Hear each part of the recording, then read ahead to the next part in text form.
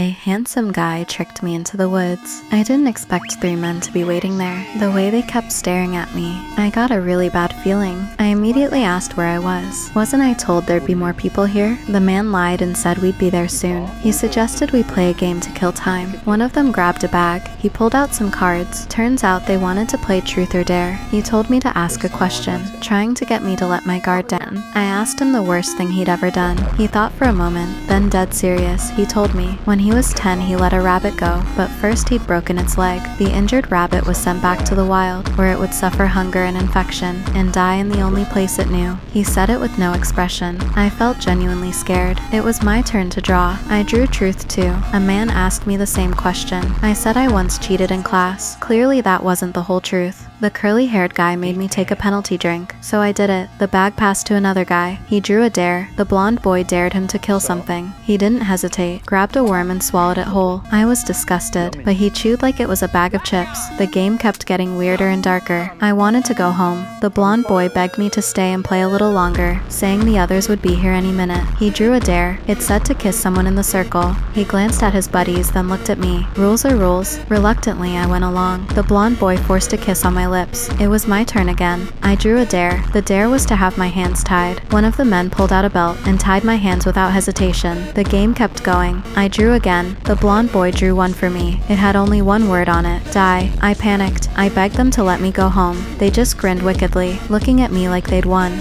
The blonde boy leaned into my ear and said they wanted to play a thrilling game. They weren't just after hurting me. They planned to take me captive for good. You have 5 minutes. And then what? We hunt you down. I screamed until my voice gave out, which only made the hunters more excited. They started mimicking me, twisting and roaring like crazy, even drowning me out. Can anyone save me? We're in the woods. Nobody can hear you. Scream all you want. I fell into deep despair. With tears in my eyes, I begged them to let me go. Seeing me so helpless only stirred their animal instincts. They started laughing maniacally and couldn't wait to grab their axes. The blonde boy pressed his mouth to my ear and told me to pick a direction to run. Run, rabbit. Run!